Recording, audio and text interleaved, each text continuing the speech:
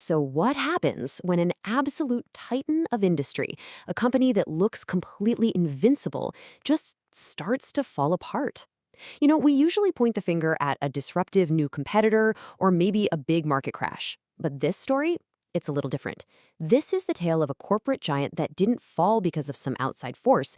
It fell because of a devastating internal crisis of confidence. That image, right there, it just perfectly captures the story of Hewlett Packard. For decades, HP was that colossus, an absolute pillar of the tech world. But then, it shrugged. This is the story of that shrug and how it sent shockwaves, not just through the company, but through the entire industry. Okay, so to really get how big of a deal this fall was, you first have to understand the incredible heights they reached. Let's rewind the clock to the early 1990s, a time when HP wasn't just some big company, it was a global institution. I mean, at its absolute peak, HP was a Fortune 25 company. Think about that. That means it was one of the 25 largest corporations on the entire planet. And this wasn't some flash in the pan. This was a powerhouse that had been growing and thriving for almost 75 years. And get this, it wasn't just massive, it was growing at a blistering pace.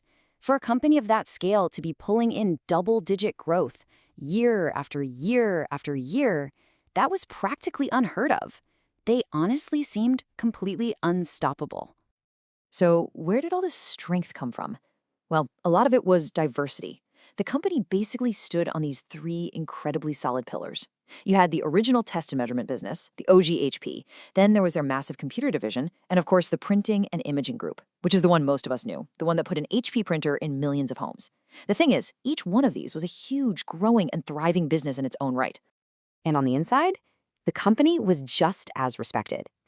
The HP way wasn't just some cheesy corporate slogan on a poster.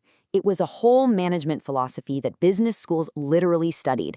It was held up as the absolute gold standard for how to run a company, a model built on respecting employees and just relentlessly driving innovation. So how on earth does a colossus like this even start to stumble? Well, this is where the story gets really fascinating. The problem didn't come from a competitor. It started from within. Picture this. It's around 1997. HP is at the absolute height of its success. And what are the senior executives doing? They're worrying. They literally couldn't believe their incredible growth could possibly continue. So they did what big companies do. They hired a major consulting firm to figure it out. And what the consultants came back with seemed, logical enough. They looked at the numbers, they looked at the history of other giants, and they basically said, look, this amazing run can't last forever. The party they predicted was going to have to end eventually. Now, here's the crucial point. It's not about the prediction itself. It's about how HP's leadership took it to heart. They didn't challenge it, they internalized it. They accepted this future of slower growth as a fact, as an inevitability. And that one single belief, it became a self-fulfilling prophecy that planted the seeds for the next 2 decades of decline. And this belief, it didn't just tweak their strategy or change some numbers on a spreadsheet. No, it triggered something much, much deeper. It was a profound shift in the company's entire mindset, its very soul. Suddenly, you had this fundamental shift in the culture. The aggressive, hungry leaders who used to fight tooth and nail for investment and for big new ideas, they were slowly replaced. A new culture started to take over.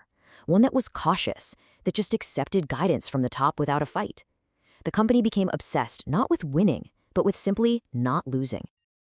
It's that classic sports analogy, right? A team is just dominating a game, they've got a huge lead, but instead of keeping up the attack, they go on the defensive.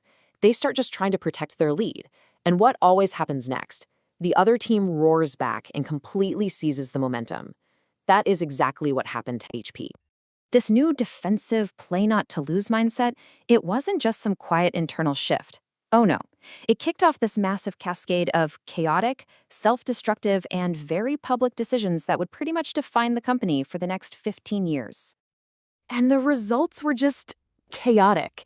First, they spun out their original foundational business. Then you had this revolving door of CEOs, each one bringing in a totally different vision. Then came the incredibly messy culture-clashing merger with Compaq. Then they gutted R&D. Then there was a disastrous acquisition.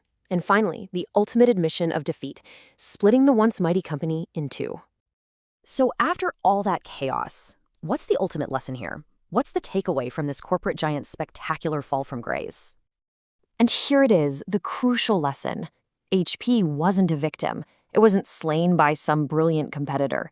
The company stumbled because it let self-doubt poison its own culture. It started to believe it couldn't win anymore. It shrugged, under a weight that was almost entirely of its own creation. This whole saga is just such a powerful, real-world lesson in organizational psychology. It proves that mindset really, really matters. If you truly believe you can't succeed, you pretty much guarantee you won't. But if you believe you can, well, at least you have a fighting chance. That play-to-win attitude, it's infectious. It motivates people, and it can literally turn the tide. And that leaves us with one final provocative question. It's a question that every leader, every team, and honestly, every single one of us should probably ask ourselves. In our work, in our lives, are we playing to win, or are we just playing not to lose? The story of HP shows us just how much really rides on that answer.